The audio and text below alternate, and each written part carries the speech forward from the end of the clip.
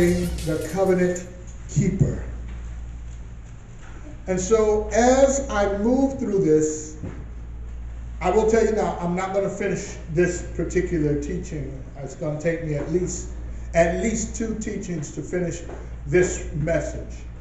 So I'm going to give you as much as I can today, hopefully up to half, and then I will resume, because this is actually a message that I'm going to give for the second time. I started on this 3 years back. I went back to my notes to find out when did I put this together. And so as I was beginning to start putting it together, I remembered that I did this topic before. And I said, let me go back and refresh and start all over. And as I was going, studying and going through, before I got to this one, I got to a scripture that I said, okay, it's been confirmed. This is where I'm going. And then when I went to this, I said, you know what? I need to stay with it instead of redoing it. Let me go ahead and just continue with this message. So some of you will remember this over the next 1 or 2 applications. And so as I move through, I'm going to try to define and give some clarity to covenants. And so I apologize for our font sizes. I tried to get it as big as I could to stay within the frame. But however, I'm going to be reading it, so you'll have your scriptures.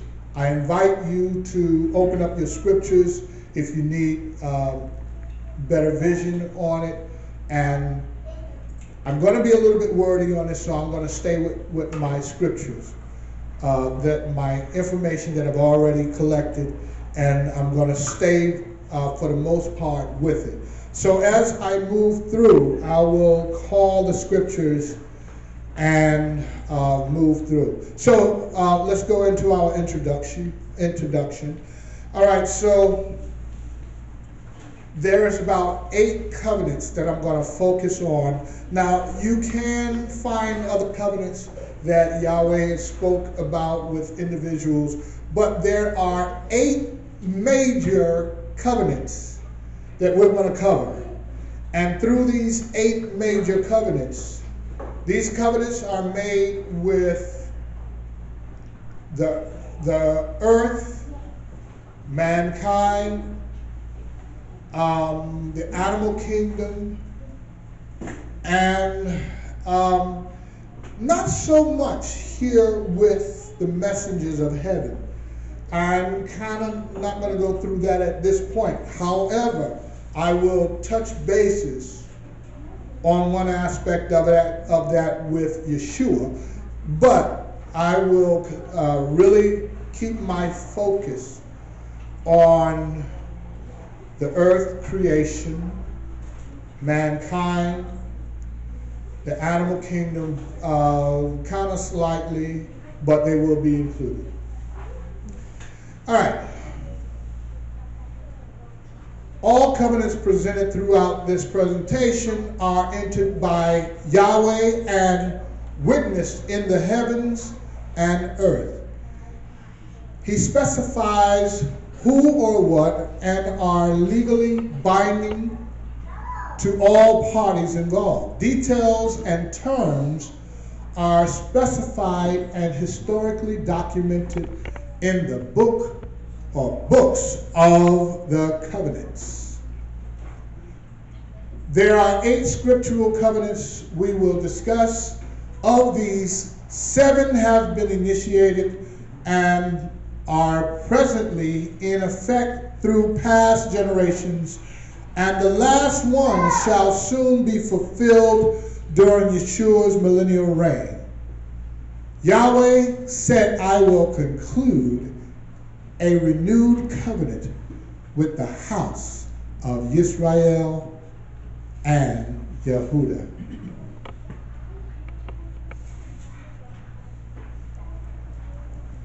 So a covenant, and I do recognize my T went to the next line, but we'll skip that. You know what it is. Covenant, all one word. All right, so if you keep your eyes on the left side is really where I'm defining everything, and the right side is my supporting scriptures, okay? So in short, my left side is really where my message is going to come from.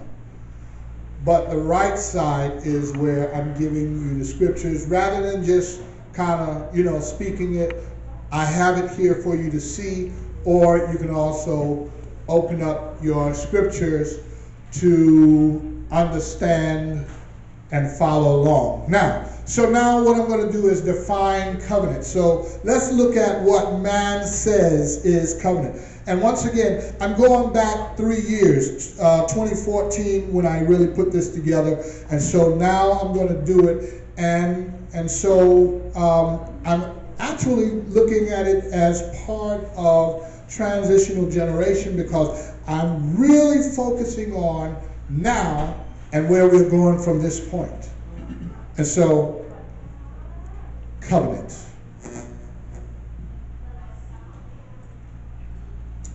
All right, so this covenant definition comes from Bing Dictionary. And so on the left-hand side, what is a covenant?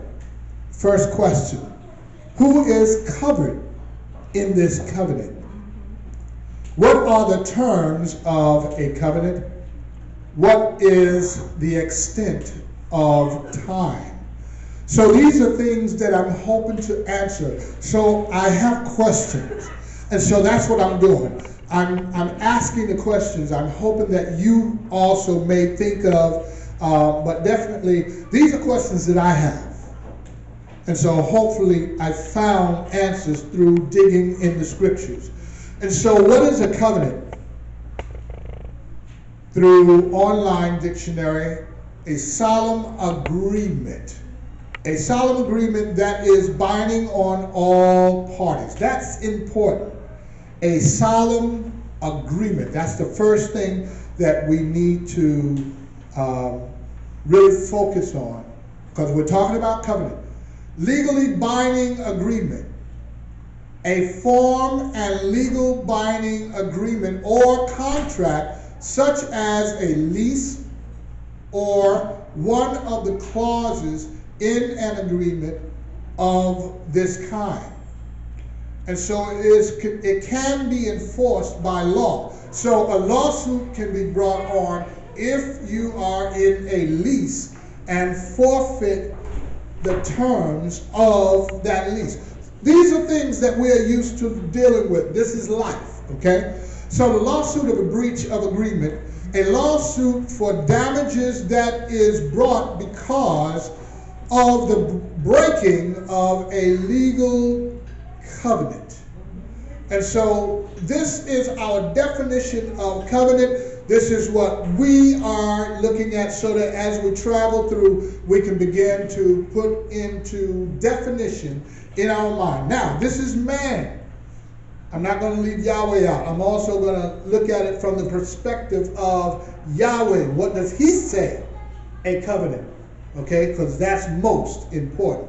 But as mankind, this is what we agree in. This is what is binding between one or actually two or more parties. Okay? So, who is covered? I think I'll answer that a little more, so I'm going to kind of skate past that. But I want you to put this in your mind. Who is covered under a covenant? Who enters into a covenant? And right away, you should be thinking about Yahweh entered into a covenant with who? Us, right? All right, good. And so what are the terms? This is so important. So once we entered into a covenant with Yahweh, this is the easiest way. I had to go back and study covenants and look at legal points and and we have a judge here. So once we get into the midrash part, hopefully not too long, we can kind of make sure that we're on the right track. but a covenant is between two or more parties. And the one who covenant the other, he gives terms. He says, I am entering in a covenant with you. If you, but if you don't, then I am not held to the terms of this contract, lease, or covenant, because you have broken the terms of this binding covenant, lease, rental agreement. All right? Okay. So we're used to that. We live life. So this is what, and time is a part of that. So right here is now where I'm going to start looking into the covenants, the 8 covenants. Right up front, I'm going to give to you the 8 covenants. And one by one, I'm going to describe their terms and when Yahweh entered into these covenants. And so with the 8, I will name the Edenic, Adamic, Noahic, Abrahamic, Mosaic, Davidic, Messianic, and the renewed. Each of these are covenants that have been built. Now, I will tell you right up front, Yahweh is a covenant keeper. He doesn't make a covenant and discard that one and enters into another covenant. But he is a covenant keeper, and he builds covenant on top of covenant. So notice that there are 8 covenants. What is the number of 8? New beginnings. New beginnings or renewed beginnings, eternal, right?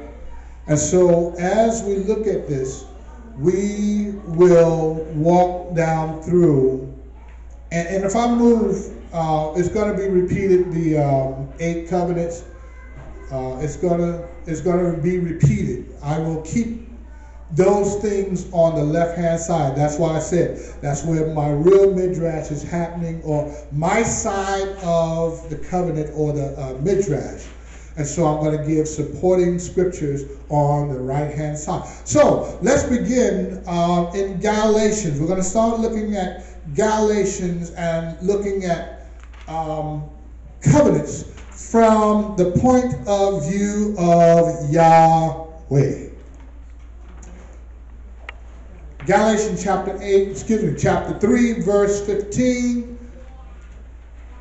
and 17. Brothers, as a man I say it, a covenant, even though it is man's, yet if it is confirmed, no one sets it aside or adds to it. Now, this I say, Torah that came 430 years later does not annul a covenant previously confirmed by Elohim in Messiah, so as to do away with the promise. Wow.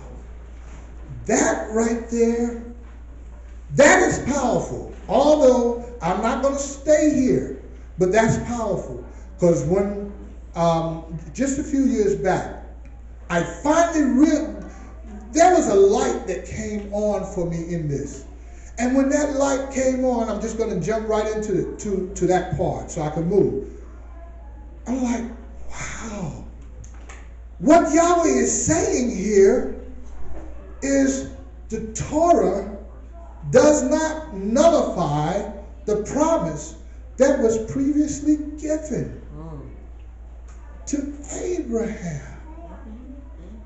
So the promise that was given 430 years later than what? From Abraham, who Yahweh gave the promise to.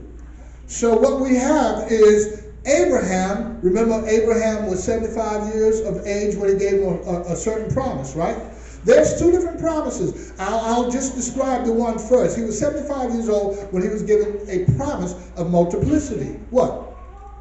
Being father of many nations, right? So he entered into a covenant with him. And I'm ahead of myself, but I just want to explain this really quick. So when he entered into that covenant with Abraham, remember there was a circumcision? That was later, so I'll get to that in a few minutes. But there was another covenant of children, right? But his wife was barren. So 430 years later, when the children of Israel came out of Mizraim, a place of bondage, the Mount Sinai covenant does not replace the promise that was previously given and confirmed. Why? Somebody died. Abraham died. So the promise is now confirmed because Abraham died. In other words, there's another scripture. I'm getting ahead of myself again, but you'll recognize it when I get there. A covenant is not valid while the one who is covenanted remains alive. So Yahweh enters into a covenant with Abraham, but there's a problem. Stop. Two problems. Number one, Yahweh cannot die, and Abraham did not die as of yet. So in order for this covenant to be confirmed, meaning it's locked in, it's sealed in, it cannot move. That's what it must be confirmed in blood. Yahweh has not died yet, and Abraham is still alive while he is making this covenant. So we'll keep going, but I needed for you to hear that right here for a second. So again, the promise to Abraham and the covenant at Mount Sinai, the covenant of Torah does not wipe away the promise that was given to Abraham. So we don't receive, this is my excitement, we're not saved because of the Torah. We're saved because of the promise. What promise? The promise of land inheritance and eternal life. But none of this is valid yet because Abraham is still alive and Yeshua have not come yet and died. So Yahweh himself have not confirmed it yet, because still the problem remains. He can't die. So what must he do in order to confirm his side of the covenant? He has to come and die. So let's look at it. Let's continue to look. Hebrews chapter 9, verse 16. For where a covenant is, it is necessary for the death of the covenanted one to be established, for a covenant over those dead is firm, since it is never valid while the covenanted one is living. So both parties still live. Abraham is 75 years of age, and Yahweh is the Ancient of Days. Let's move. So that was Adam, Abraham. Now, let me kind of get back to the order. So here's the Edenic, or the Garden of Eden. And who is the covenant with? The covenant is with mankind. What are the terms of this covenant? Obedience. And so while I know most of everything I'm going to say to you is not new for you, but what I'm doing is putting it in one neat little package. So right here on my left, once again, I'm putting in all my questions, and I'm hoping that I can show you some examples of questions. Now, I by no means exhausted this topic. This topic is huge.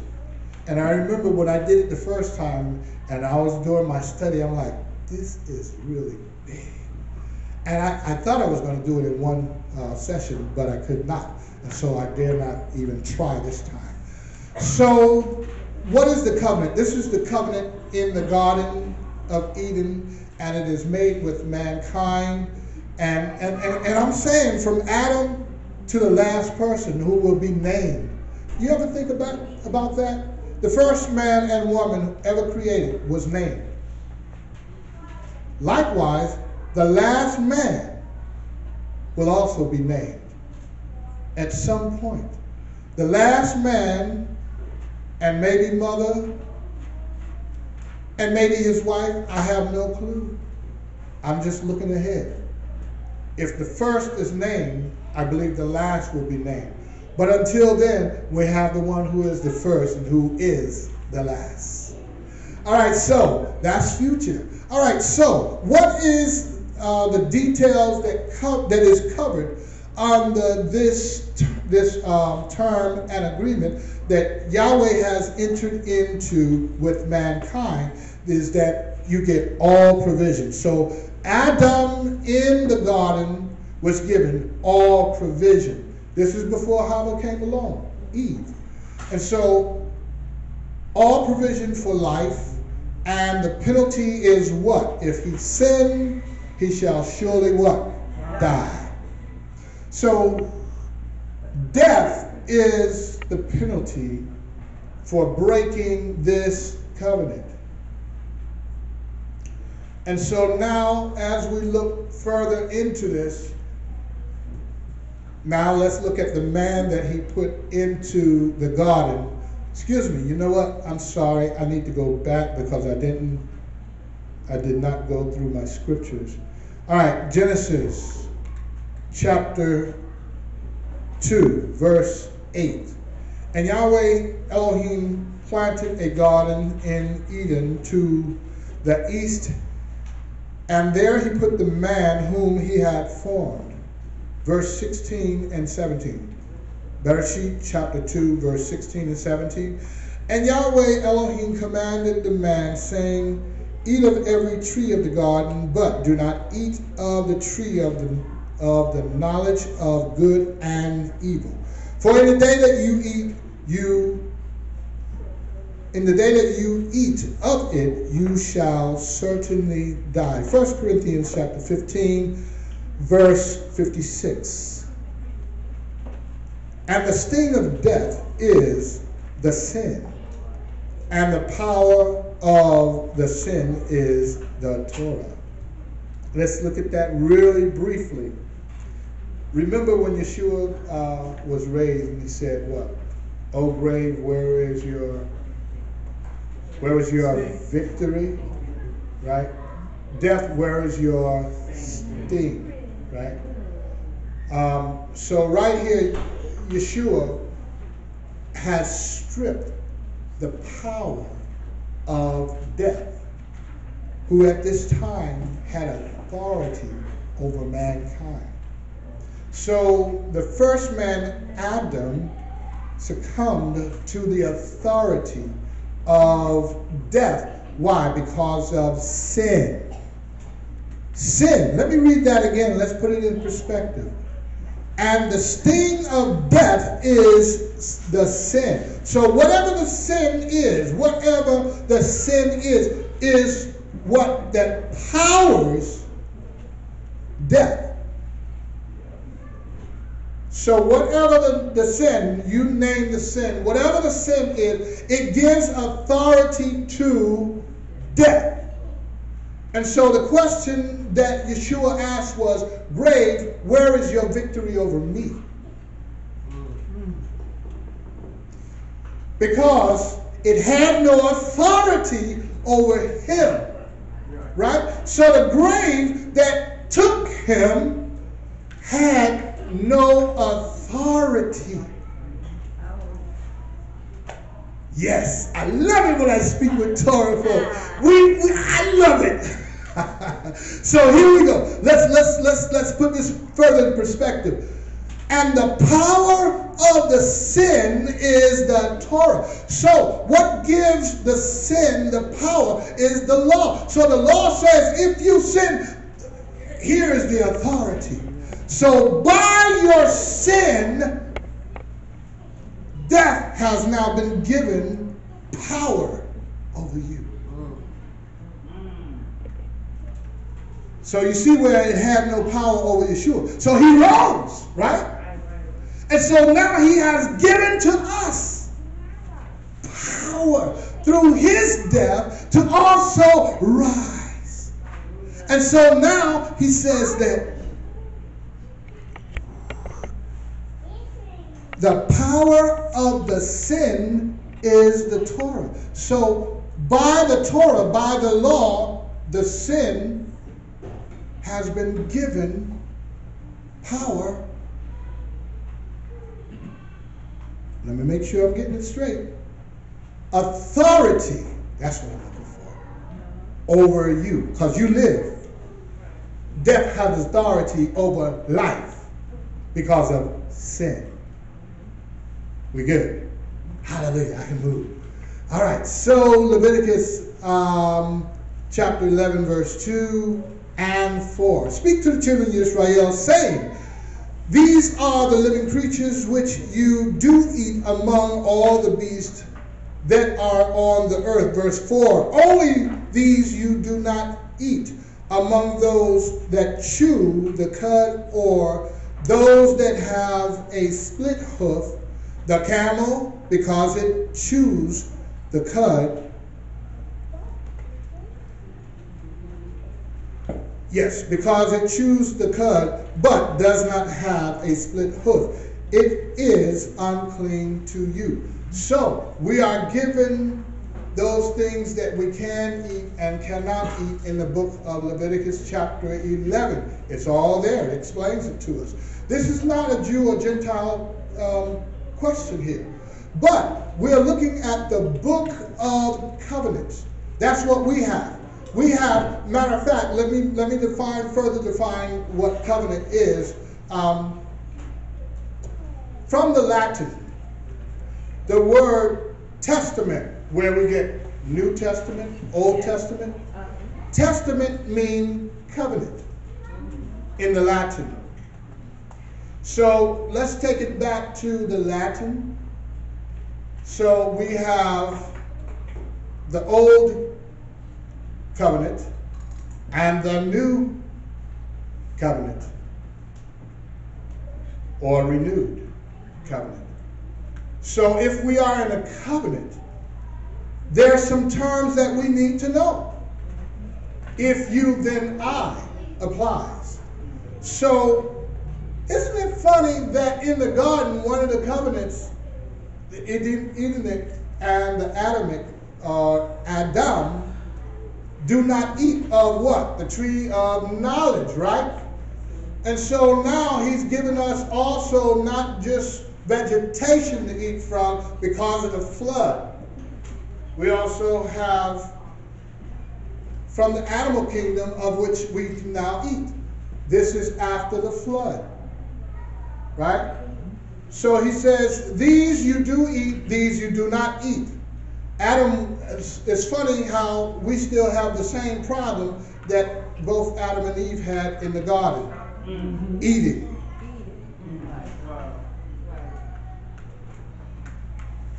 And it's part of our binding covenant. If you, then I. But if you break any parts of this, the terms of this agreement, then I am too also released from my promise. Absolutely. It no longer applies to you. That's right. Break a lease. They're going to put you out. Yeah, they're going to get your money, plus you have to go find yourself another place to live. Because I'm no longer bound by the covenant agreement between you and I. If you pay this amount by this time, then I will allow you to live in my property. But if you break the terms of this lease, rental, mortgage, what have you, then I am no longer held by the terms of this agreement.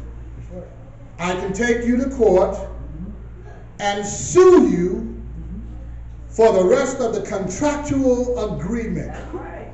That's right. And that means the term, the whole term, must now be fulfilled as to the amount of money that I would inherit. So you must restore the damage that is incurred by me. Plus, I get to rent it out to someone else. That's right. Yeah. So he's getting double. He's getting the money from you because the courts are going to sue you to either put you in jail, then you're not able to work, to live any place, and it just messes up a whole slew of things. So you see. Okay, I'm gonna keep on going because I want to get as far as I can in the least amount of time. All right.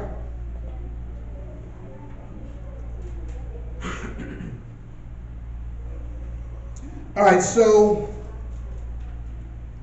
we can move on from the Garden of Eden, and again, we are at Adam, and so who is covered in this covenant? Adam and an Eve, Hava. What are the terms? Bear fruit, fill the earth, subdue it. Do not eat from the tree of knowledge.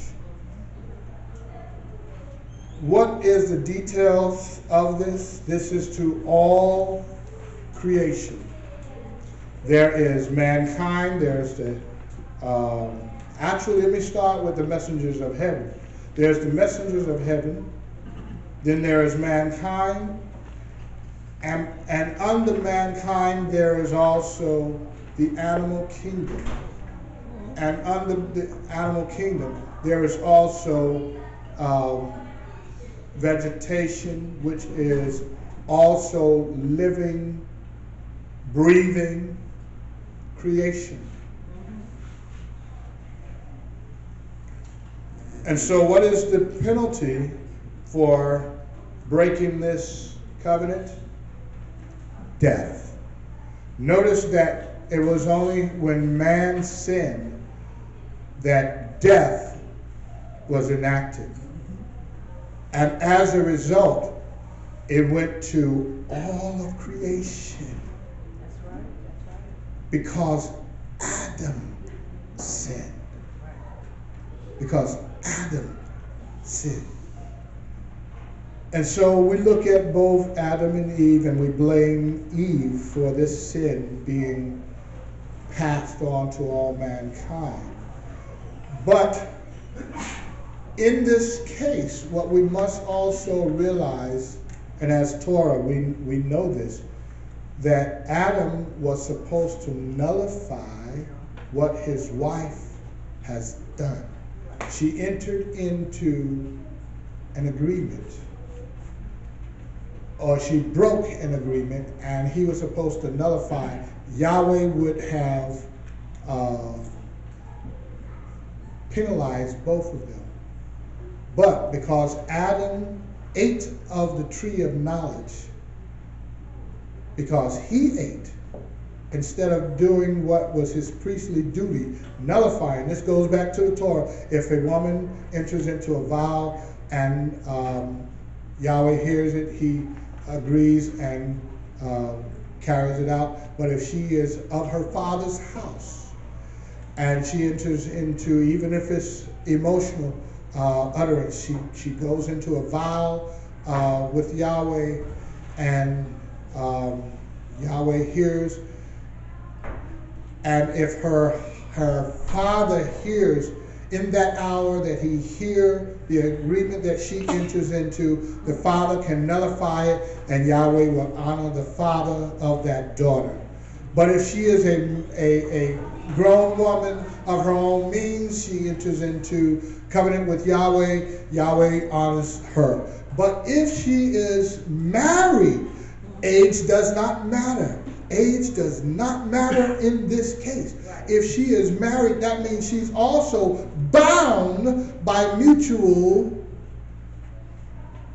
covenant, blood covenant of man, her husband, he hears it, he nullifies it, and Yahweh honors the husband.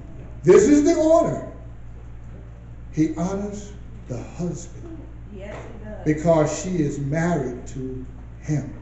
And she has bound herself to her husband. And this is the order. All right, so let's go through scriptural Genesis chapter 1, verse 26 through 31. And Elohim said, let us make man in our image. And of course, these are different scriptures throughout, right? Bone of my bone.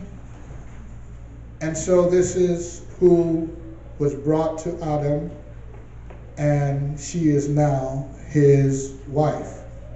Yahweh created Adam.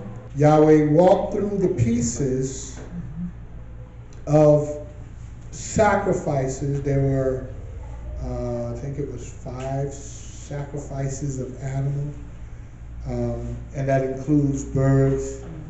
And Yahweh put Adam to sleep, and he walked.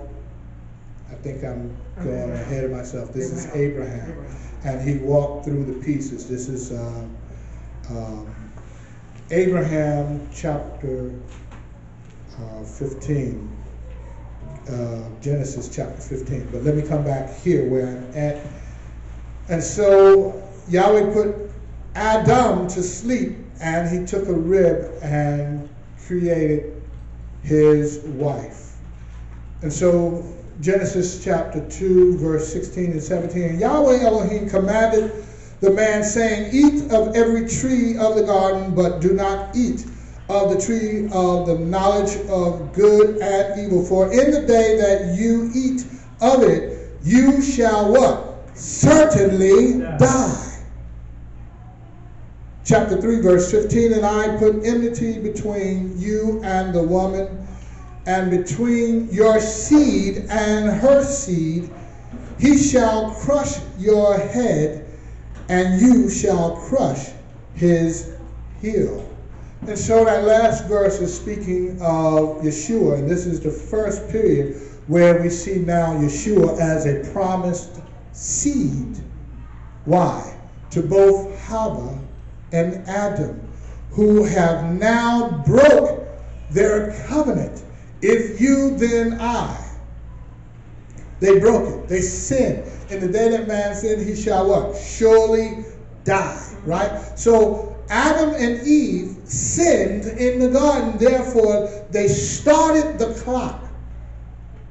Before that, before they sinned, we were eternal. We were created. Right. Eternal beings. And because man sinned, and Yahweh needed to cover us temporarily, what did he do? He covered us with skin. I won't go through it right now, because we got the skinless people. But just know, because of sin, man no longer lives eternally. All right, now, and so that just means we were created as in the image of Yahweh. Remember, he was invisible God, right? So just imagine that we were transparent. We had no beginning and no end. We could not die. Now, that's another topic, of course, how we get into the covenant of eternal priesthood, but I'll leave that alone. And well, let me move.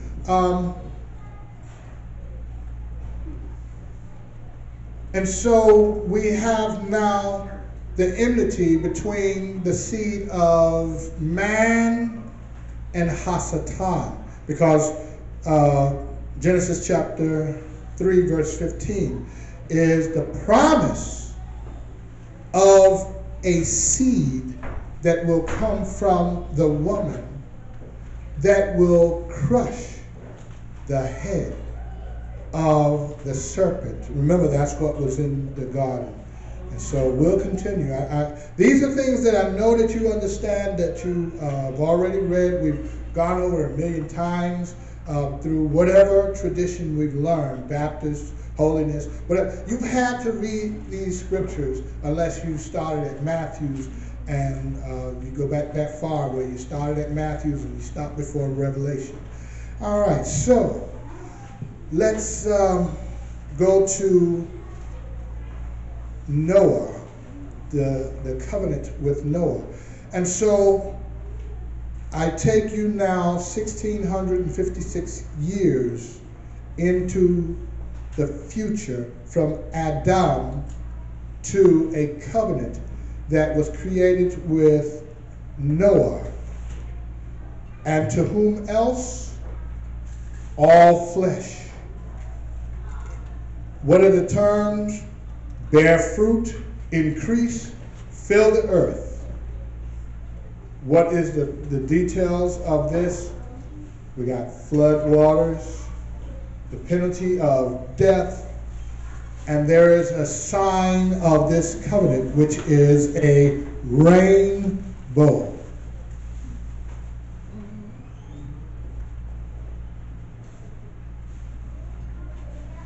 Okay, so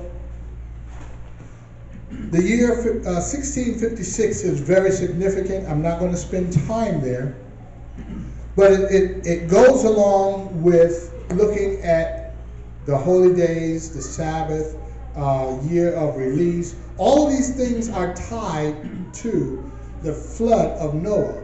Just think about it. Here's a quick, everything that went into the ark with Noah, Yahweh said he would do what? Pass over, right? So, Talmudim, I already see that you understand the connection, right? So we're going to move. So I searched into that to see how it connects later on with all of the holy days and everything, and take it from me. It does very well. And so even to this very time, I can connect to Jubilee. I can connect to the year of release, going all the way back to 1656. But anyway, let's keep moving. And so Genesis chapter 9, verse 1, bear fruit and increase and fill the earth. Sounds repeated, right? Why? Here's the same thing that Yahweh told to Adam, bear fruit, right? Increase and fill the earth, right? Subdue it, right? Same thing he told Adam. So here's almost like second Adam. But I can't do that because it might be a little bit confusing as to. But just understand the time, everything started over with mankind and 8 people. Only 8 people survived this flood of 1656. Everything that goes into the ark with you, that was even all of the animal kingdom was represented except for one. There was only one thing that didn't go into the ark. That was the fish. Because they was already in the water. But a lot of them died as well because the water was really rough water. And can you imagine everything that was inside the ark? Because even there was 2 lions in there, a male and a female, and that water was really rolling, and everything in there began to cry out because everything inside the ark went through. They wasn't saying out of. They went through the wrath of Yahweh. So how in the world people thinking they're going to be raptured out? We're going to be raptured out. It's never been done. Right. They went through. The 3 Hebrew boys, they went through. We're going through right now, and I'm going to leave that alone. And so, verse 8. Elohim spoke to Noah and to his sons with him. Verse 10, and with every living creature that is with you, of the birds, cattle, and every beast of the earth with you, of all that go out of the ark. And verse 11, I shall establish my covenant with you and never again is all flesh cut off by the waters of the flood, and never again is there a flood to destroy the earth. Verse 11, and Elohim said, this is the sign of the covenant which I make between me and you, and every living creature that is with you, for all generations to come. We're still a generation. So that covenant is still valid today. So when you see a rainbow, it represents the covenant that was made back in 1656. Look at it. Look at it. So when it rains and you see that rainbow in the sky, the different colors, it is because of the covenant that Yahweh entered into with Noah. So your eyes are looking and witnessing of the covenant that he made with Noah and his family. Get it? 8 people. Yep. He started the clock all over again. Be fruitful. Increase and fill the earth. And so, as we look at the rainbows today, and I'm just going to mention this, but all things are not what we see. Mm-hmm. If you've seen a double rainbow,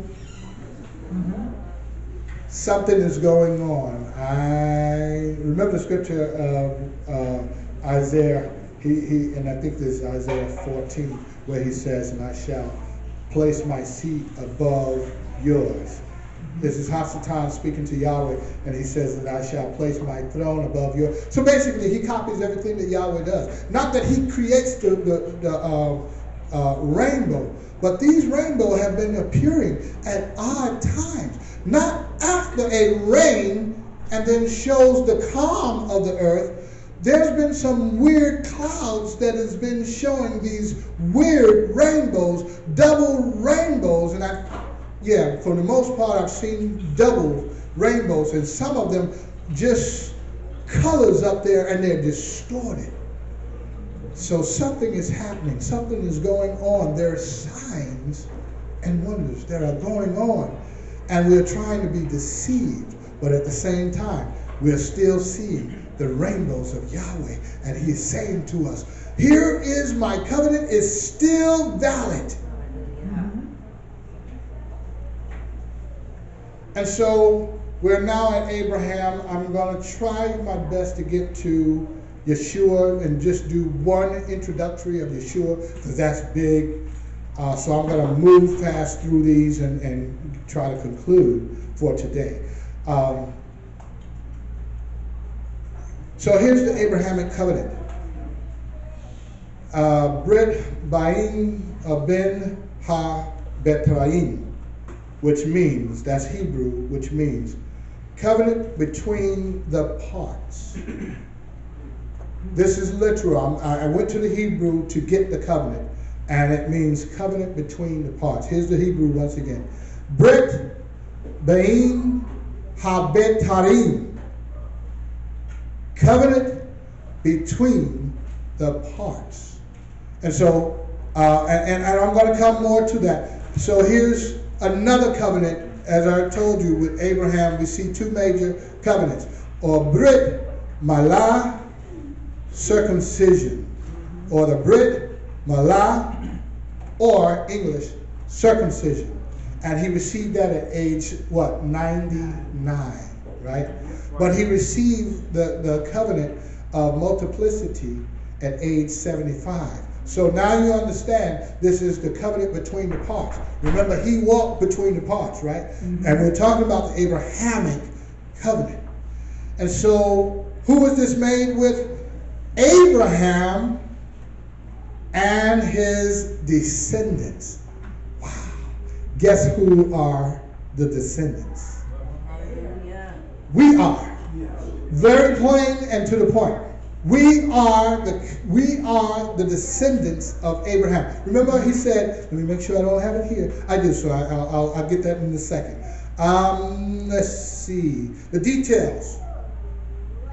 Inheritance of land. And the second one is life. An eternal life. So not just life, because we live, but we also die. But after death, there's a promise of what? Eternal life. So, we cannot afford to get rid of the Abrahamic covenant. If we get rid of this, we get rid of our promise that he's made to us, that after we die, he raises us up again. It is no longer valid. So remember, if you, then I. Right? All right, so what is the penalty for breaking this covenant? Enslavement. Yeah. To be cut off. And to be cut off also includes death. Being cut off is being cut off from your people. Being cut off is also being cut off from your spouse. Being cut off is also being cut off from your children. Each of those are in its way death. And remember, death is not always dead. You can have sickness, you can have a number of things that produces the death of a relationship. Y'all see me? Y'all a little bit quiet on that one. Y'all hear me? You feel me? You see where I'm going, right? Everybody understand, right? We're there. All right. So death is not always meaning graveyard dead, but it's the dying of it until it is graveyard dead. So in a relationship between man and wife, the relationship is dying until we get divorced, and then after there's divorce, there's so many problems that are occurred in the relationship. Unless we resolve our issues, the children are now brought into the relationship based on their age, and according to their age is what they feel. And even at that, children are never, no matter what. I was a grown married man when my parents divorced.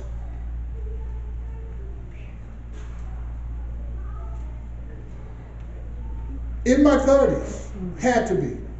My parents' 25th anniversary they had. 26, they did not. My wife and myself are now on our, this is our 38th or 30? Yeah, this is our 38th. We just had our 38th, so we're going on 39 years. And so my parents didn't get as far as my wife and myself. And I still feel, and my mother's passed in 2012. And all that she went through, I felt it. I was the last one she lived with. Passed along between my siblings. My sister took care of her for a few years, and then I said, it's my turn. And from me, she left this earth. I got to be careful. I can't talk about it. Woo! Hallelujah. I'm with you, brother. It's hard. And that was death. My father still lives. And he told me this year, I got to leave this. He called us up on Mother's Day, Mother's Day, and said, I'm waiting on my calls because now I got to be both mother and father. He's almost 80 years old. And he's saying to us, I got to be both mother and father. And the truth is, he wasn't really father when we had both mother and father. There was a lot of issues. I'm not going into it. It hurts. I'm telling you, it hurts. So there's death occurring from the dying or the death of a marriage. So I have to leave that. Woo-hoo. Hallelujah. Hallelujah. Thank you, Yahweh. All right, so Genesis chapter 15, verse 9 and 13. And he said to him, bring me a 3-year-old heifer and a 3-year-old female goat and a 3-year-old ram, a turtle dove, and a young pigeon. So there's our 5 sacrifices. And he said to Abram, know for certain that your seed, here we go back to that seed, is not theirs, and shall serve them, and they shall afflict them 400 years. I love my father. I've forgiven him for all of that. But because I've forgiven don't mean I forgot. I had to stand over my father and mother while they fought. And because I intervened as a little boy, I was airborne, and the thing that stopped me was the wall. He hit me so hard that I flew to the wall and slid down and curled up in the fetal position, crying for my mother, seeing blood. Oh, Father, I gotta stop. The death of a relationship is hard. I'm telling you something. This is why we got to teach our children today that once you enter into a covenant, you don't break it. You don't break it. You don't break it. You don't break it. That's right. When you sacrifice, when you give blood for blood, you honor that blood. That's right. You don't sacrifice and break it Right. like it has no meaning and no depth. Right. And I'm telling you something right now. Our young students are coming out of school. I'm after y'all. I'm after y'all.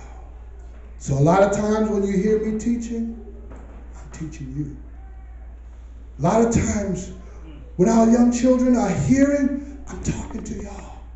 So, Tony, don't go into a covenant you don't wish to keep. Chris, don't go into a covenant you don't wish to keep. Forget what they tell us. No, that's not us.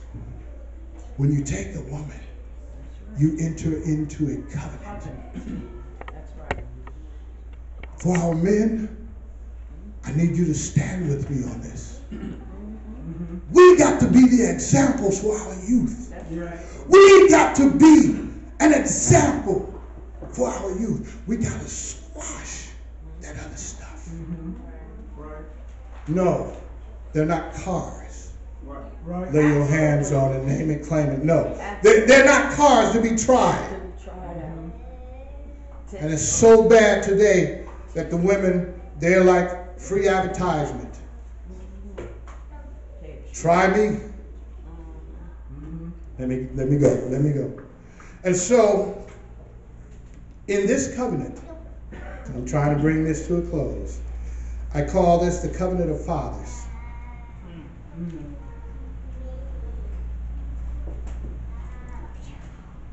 The father enters into a covenant for his son. He enters into it with Yahweh. Covenant of circumcision. So I'm going to the second covenant now. Adam was 99 years of age when he went into this covenant, right? So this is a covenant of fathers, mothers, fathers, that on the 8th day, they now enter into this covenant or fulfill this covenant of Abraham, which is circumcision on the 8th day. This is what we got to do. Janae, this is what we have to fulfill, right? Rose, this is what we have to fulfill. We're learning this now so that as we are entering into marriages, that this is already on our mind. We have a son on the 8th day. Nothing can stop us from what we must do to fulfill this covenant. We got to connect to Abraham. And when you do that, as my son has now done, I love my son. I love Shanika because they did something that I couldn't do. I didn't know to do. But they did it. My son covered me. Hallelujah.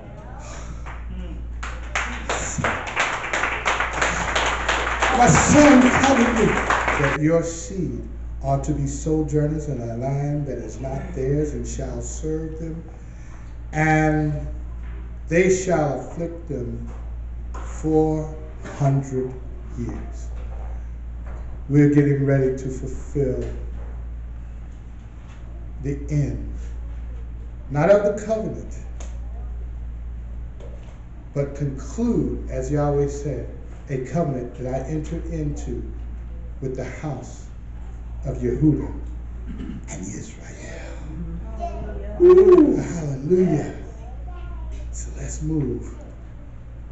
Abraham, still with Abraham, and so this is also with the covenant to his descendants to do what? The terms of agreement are to bear fruit, and terms of the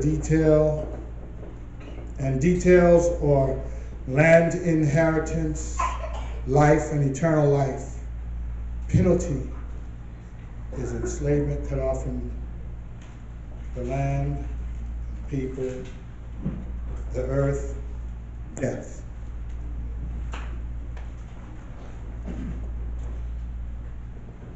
Genesis chapter 15, verse 18. On the same day Yahweh made a covenant with Abraham, or Abram, saying, I have given this land to your seed from the river of Mizraim to the great river, the river Euphrates.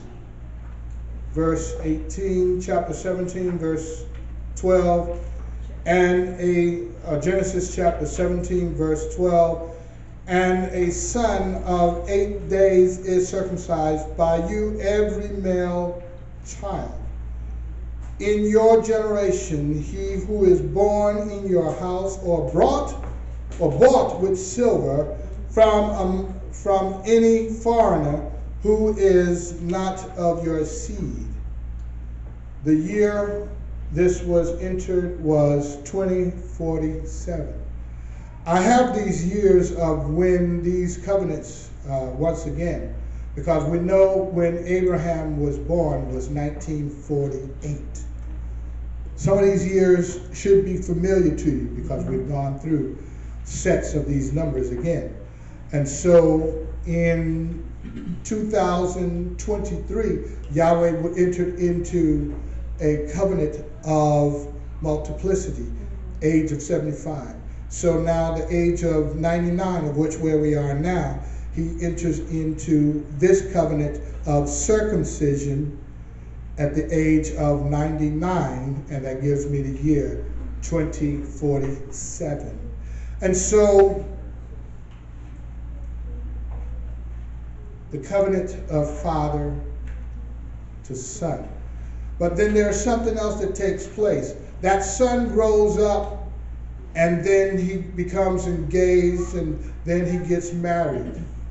And on their wedding night, the son enters also into a covenant, a blood covenant with his spouse.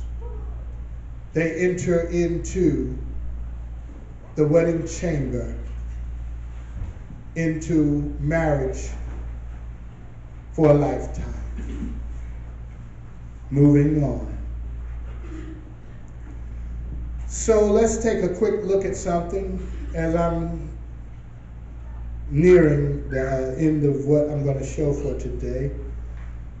Adam, first creation, or human.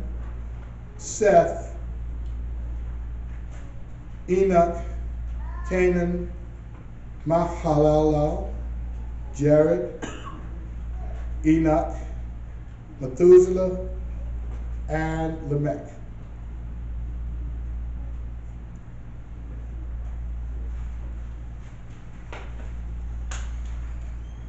You may have heard this before. Those who have heard it before, it's worth repeating.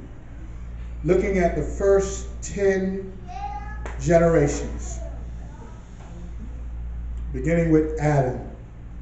His name means man, humanity, mankind. Seth, possessed, appointed. Enoch, and I'm going through the meaning of their names.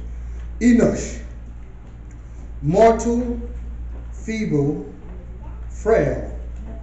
Canaan's name means sorrow. Mahalalel means the blessed God. Jared or Yared, Hebrew, shall come down a descent. Enoch, teaching, to instruct, to initiate, or discipline, dedicate, train up. Methuselah's name means his death shall bring. Lamech means the despairing. Noah's name, comfort, rest. And so all of this is very poetic, looking at the first 10 generations and the lead persons of those generations that, and you know, after Adam, Yahweh had granted Adam and Hawa another son after Cain and Abel, right? His name was Seth. So looking at the definition of their names, just putting it all together on the right-hand side, mankind possessed sorrow. The blessed Yah comes down to instruct. His death shall bring the despairing comfort and rest. So when you look at the names and what they mean, Yahweh is writing, he's writing across the generations. And so even as today, we will see that. In a future time that's coming, we're going to see the names revealed. There's 144 names that will be revealed and documented. Just like we see the 12 sons, their names revealed, we will see the 144,000 name revealed. But connected to them, there is a number which no man can number.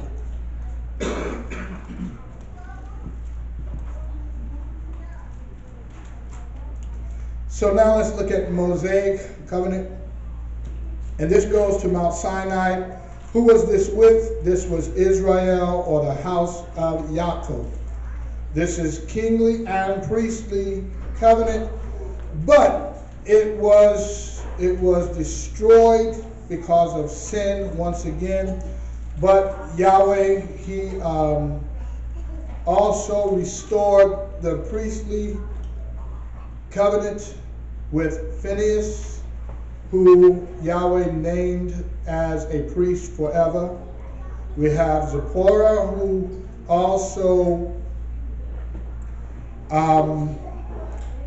was very instrumental in a covenant that was kept with Moshe, because he almost walked outside of the 8th day. And so the terms of this covenant is the Torah and instructions that we must follow what? The Torah and instructions of Yahweh. And so that means Yahweh's laws and commandments.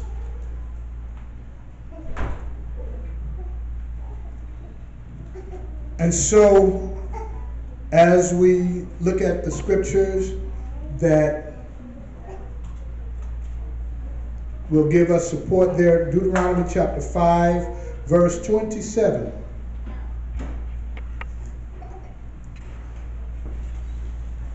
You go near, there's one left one here. You go near and hear all that Yahweh our Elohim says, and speak to us all that Yahweh our Elohim says to you, and we shall hear and do it. This the first covenant. The first of this is actually Exodus chapter 20. So Exodus chapter 4, verse 25. And Zipporah took a sharp stone and cut off the foreskin of her son, and threw it at the feet, Moshe's feet, and said, "You are indeed a bridegroom of blood to me. So here again, the Father, Son. This was given at the age of 80 years old for Moshe, and the year is 2448. I believe there's one more slot on this one. Okay. Hebrews chapter 10, verse 28. Anyone who has disregarded the Torah of Moshe dies without compassion on the witness of 2 or 3 witnesses. Hosea chapter 4, verse 6. My people have perished for lack of knowledge. Because you have rejected knowledge, I reject you from being priest for me. Since you have forgotten the Torah of your Elohim, I also forget your children. Now that by itself is powerful, because Yahweh is saying, because you have rejected knowledge. Not that you don't know it. He says because you rejected knowledge. You hear it, you reject it. Because you have rejected knowledge, he says, I shall also reject you and your children from being priests to me. That's the 144,000 who will be revealed, plus the number that no man can number.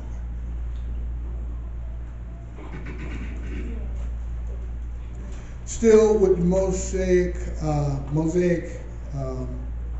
covenant, and this is an everlasting priesthood, the covenant of Mount Sinai. Exodus chapter 6, verse 25. And Eleazar, Aaron's son, took for himself one of the daughters of Pethuel as wife, and she bore him Phinehas, or Phineas. These are the heads of the fathers of the Levites according to their clans. Numbers chapter 25, verse 12. Therefore say, see, I am giving him my covenant of peace. Numbers chapter 25, verse 13. And it shall be to him and to his seed after him a covenant of an everlasting priesthood, because he was ardent for his Elohim and made atonement for the children of Israel.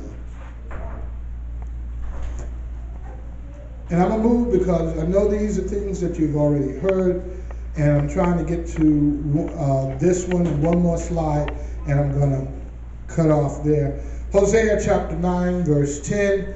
I found Israel like grapes in the wilderness, and I saw your fathers as the first fruits on the fig tree in its beginning. They themselves have gone to Baal Peor and separated themselves to shame and became as abominable as that which they love. Numbers 25, verse 1 through 4. And Israel dwelt in Shittim, and the people began to whore with the daughters of Moab. And they invited the people to the slaughterings of the mighty ones, and the people ate and bowed down to their mighty ones.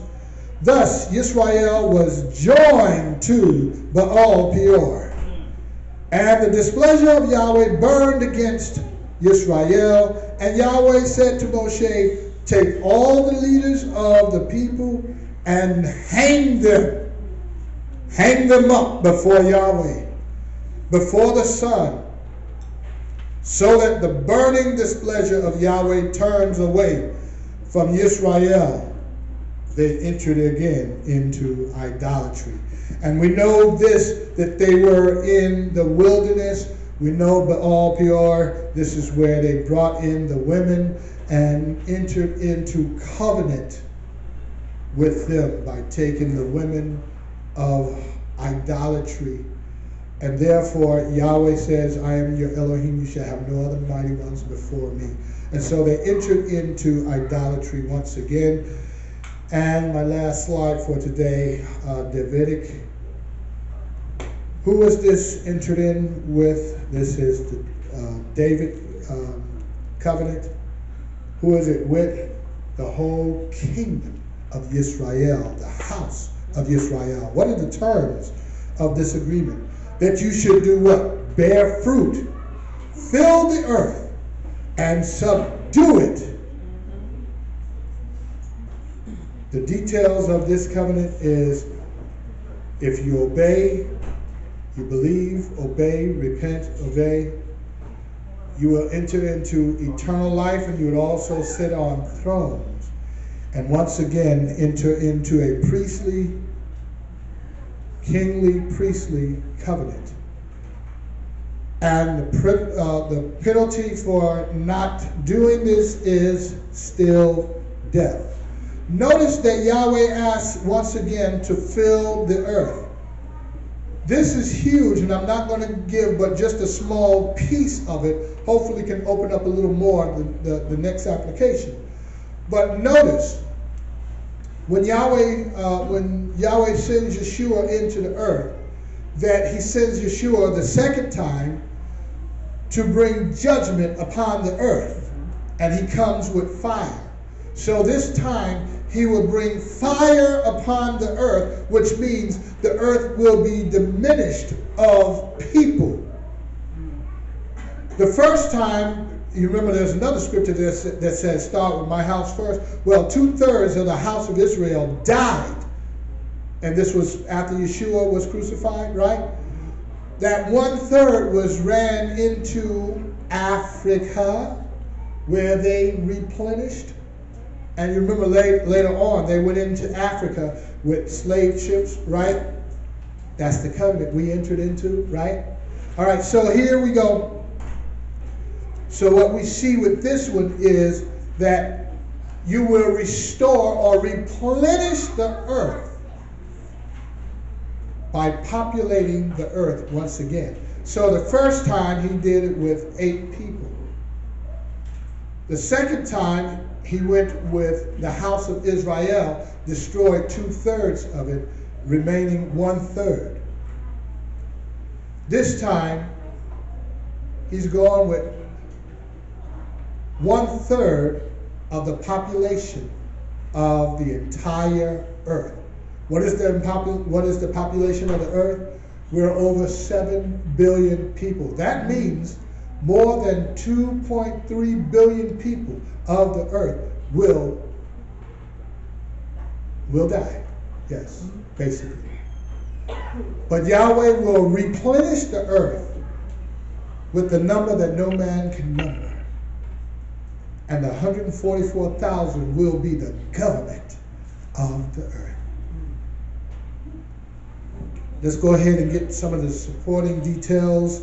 2 Samuel chapter 7, verse 10 through 14. And I shall appoint a place for my people Israel, and shall plant them, and they shall dwell in a place of their own. Dwell in a place of their own, and no longer be afraid, neither shall the children of wickedness oppress them again, as at first. We're not there yet. Here's the proof. We can get in our cars and see some flashing light, and fear comes over us. At this day, I was watching a YouTube, and a woman, African American, was stopped by a policeman. He said, I noticed that you were going 60 to 65. She knew she wasn't speeding. And she said such a fear broke out over her, she began to cry. And as she began to cry, the officer said, I just wanted to make sure you were okay. Because the speed limit was 70. And anybody who going slower than the speed limit or above the speed, I know to check, because they're either sleepy, or they're intoxicated, or they're just speeding. And I stopped you to make sure you were okay. Well, immediately she recorded it and uploaded it because she thought she was going to die. And such a fear went over her, she put it in the clouds because I may not have no other witness. And I think her children were in the car. And so as she began to cry, she realized that he was helping her. And she cried because, why did I have such fear? And she said, I was in such fear that I was so nervous, I began to just break down. And you could see her, and she said, I had no business being in such fear. And I'm like, that's where we are today. That is Israel, we are traveling in fear. Whatever we do, Chewy, whatever we do, it happens. If we see some red lights, we're in this boat together. That's what I'm saying to you. Because they don't care about neither one of us. And they're killing us, and I'm not going into that. But the scriptures are being fulfilled. So let me go ahead and move through this. I believe you have my point here. But it says, the children of wickedness oppress them, shall not oppress them again. Let me go back because I know I'm missing something here. And they shall dwell in their place, in their own place, and no longer be afraid. There it is. Neither shall the children of wickedness oppress them again as at first. We're not there yet. When we get in our own land, we will never be oppressed again. This is a covenant. Verse 11. Even from the days I appointed rulers over my people Israel, and have caused you to rest from all your enemies, and Yahweh has declared to you that he would make you a house. When your days are filled and you rest with your fathers, I shall raise up your seed after you, who comes from your inward parts, and shall establish his reign. He does build a house for my name, and I shall establish the throne of his reign forever. I am to be his father, and he is to be my son. If he does perversely, I shall reprove him with the rod of men, and with the blows of the sons of men. So let's clarify here. This is Yahweh speaking to David, and he enters into a covenant that there is going to be the kingdom that will be restored, but through his loins there would be a king that would come from his inward parts, from the lineage of David. And from him he will build my temple. This is why I tell you, we got to get ready, because we got to go. And whatever our part is in the building of the third temple, we have to be ready. That's the purpose of the 144,000 plus the number that no man can number, because there's a third temple to be rebuilt. Let me make sure that everyone understands. Who does come? And I'm in verse 12, halfway down. I shall raise up your seed after you, who comes from your inward parts, and shall build and shall establish his reign. Okay, did Yeshua come the first time and build the temple? That was Solomon, right? So we know that was at least the second temple. But he's telling David that he does come from your loins, right? Solomon did come from his loins. But he says this temple would be built and never destroyed again. Let me continue. Verse 13. He does build a house for my name, and I shall establish the throne of his reign forever. We haven't got to forever yet. There's no temple. So that tells you that his reign forever has not begun. It's the millennial reign. That's the 144,000. Verse 14, I am to be his father, and he is my son. If he does perversely, now we're going back to his first reign, I shall reprove him with the rod of men, and with the blows of the sons of men. Was he crucified by man? Let's try it again. Was he crucified by man? That was fulfilled. So we give Yahweh praise. Hallelujah.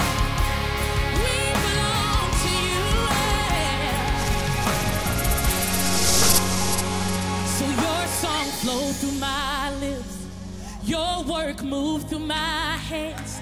Your thoughts stay on my